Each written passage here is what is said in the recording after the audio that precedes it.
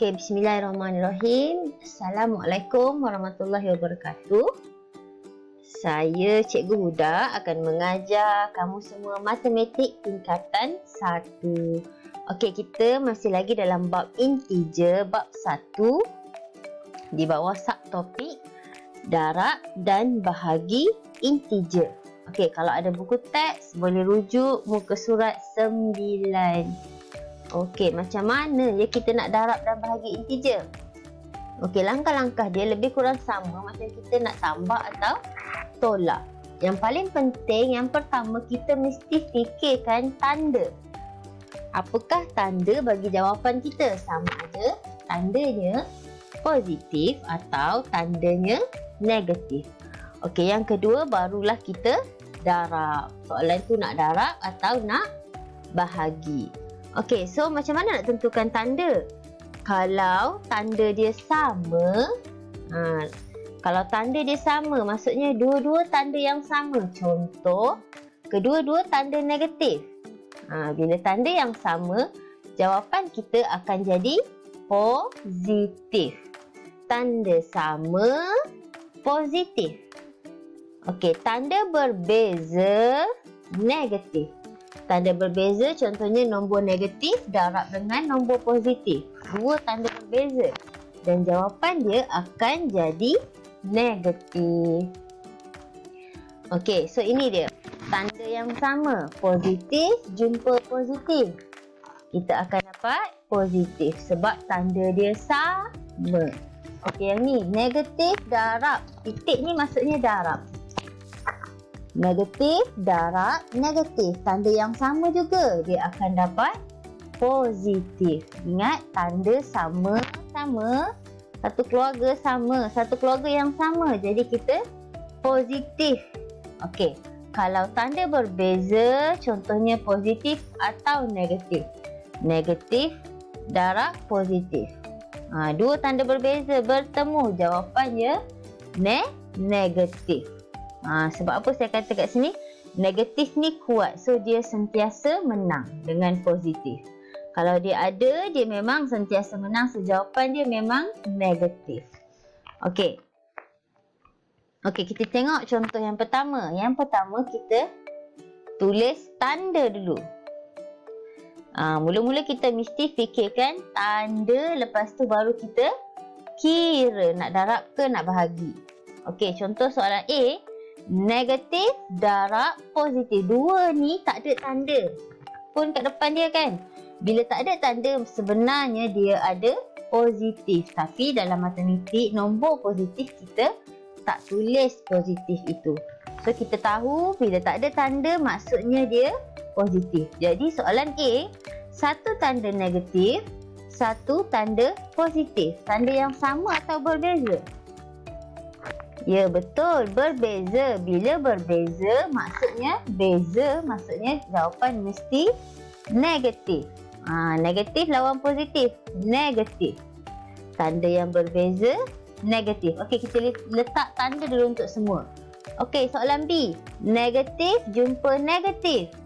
Sama-sama negatif. Tanda yang sama akan jadi positif. Tanda yang sama akan jadi positif. Okey. So, 7 ni tanda di soalan C. 7 tandanya positif. Betul? Okey, sebab tak ada tanda maka dia positif. Okey, satu positif, satu negatif. So, jawapan dia tanda yang berbeza. Berbeza mesti negatif. Berbeza negatif. Sama baru positif. Okey, soalan D. Satu negatif, satu positif. Okey, juga dua tanda yang berbeza. Tak sama. Bila berbeza, jawapan dia negatif. Okey, so bila buat soalan darab atau bahagi integer, penting kita fikirkan tanda dulu apa. Sebab kalau salah tanda, maka jawapan kita akan salah. Okey, seterusnya baru kita kira. Ambil nombor saja. 8 darab 2. So, negatif 16. 5 darab 3. So, yang ini positif 15. Atau kalau positif, kita tak perlu tulis positif. Kita tulis 15 sahaja pun boleh diterima. Dua-dua betul. Okey, soalan C. 7 darab 2. 14. So, negatif 14. 1 darab 11. 11. So, negatif 11. Okey, boleh?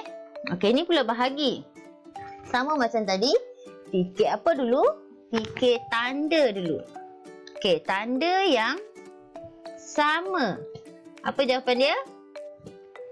Ya, positif. Tanda yang sama dua-dua kuat. Dua-dua kalah. So, dia jadi positif. Okey, yang ni positif dengan negatif. Siapa kuat? Negatif. Tanda yang berbeza negatif. Okey, yang ni sama juga tanda yang berbeza negatif. Yang ini tanda yang sama. Tanda yang sama positif. Kemudian yang ini tanda yang berbeza. Sebab tak ada tanda maksudnya positif. Tanda yang berbeza negatif. Okey. Boleh dah dapat tanda, barulah kita kira dia punya jawapan. Okey, 10 bahagi 2. 5. 15 bahagi 5. 3. So, kalau betul tanda dan betul kita kira, jawapan kita takkan salah. Okey. 24 bahagi 6. 4. 60 bahagi 5. 12. Betul. Okey, 5 bahagi 5. 1. Okey, boleh? Okey, operasi gabungan. Kalau untuk tingkatan 1, kita ada operasi gabungan. Apa maksud operasi gabungan? Operasi ni operasi apa? Operasi tambah, tolak, darab, bahagi. Kalau sebelum ni kita buat satu-satu. Tapi kali ini, tak ada titik pula. Okey, kali ini dia gabungkan. Gabungkan semua operasi ini. Okey, kita lihat macam mana nak buat soalan ini.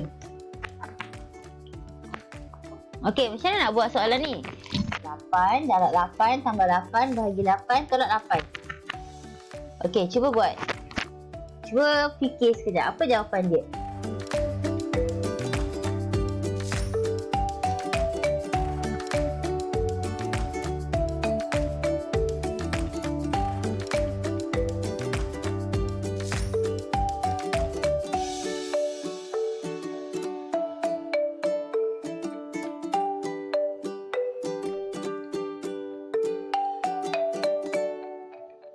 Okey, dapat?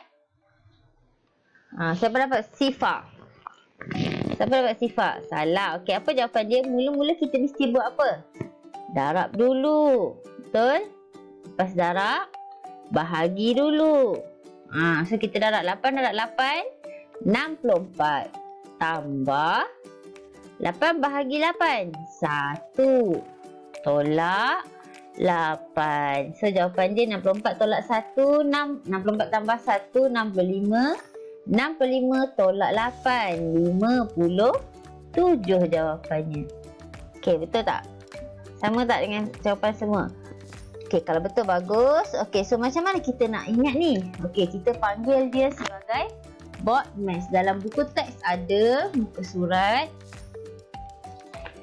Okey, yang ni tertib operasi. Ini bahasa Melayu.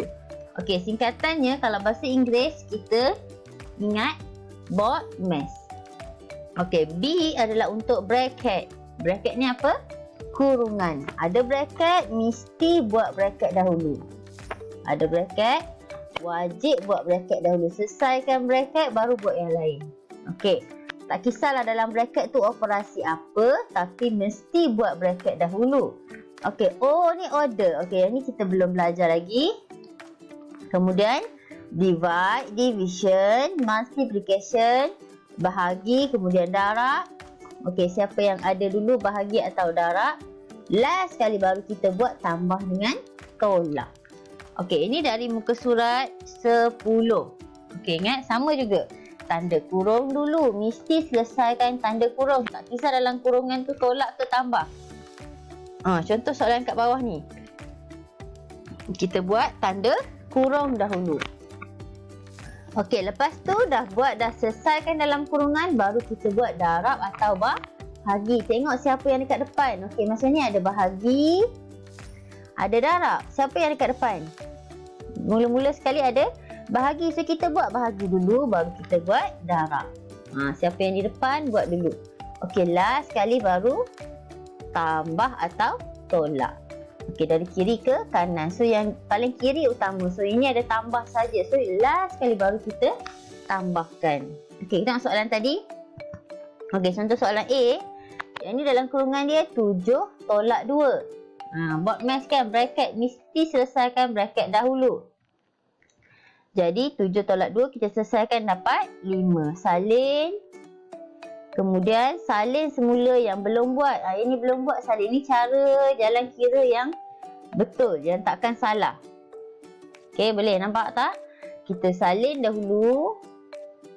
Yang kita buat dalam bracket tu, yang lain ni salin semula. 6 tambah dengan 6 darab. So tambah dengan darab, nak buat yang mana dulu? Darab, betul. Kita ada sekarang 6 tambah 5 darab 6. So ada tambah dengan darab. So kita mesti buat darab dahulu. 5 darab 6 berapa? 5 darab 6 30. Letak dekat bawah ni. Bawah dia, jangan tulis kat depan. Oh, saya nak darab dulu. 5 darab 6 30 buat kat sini. Salah nanti. So kita buat jalan kira yang betul.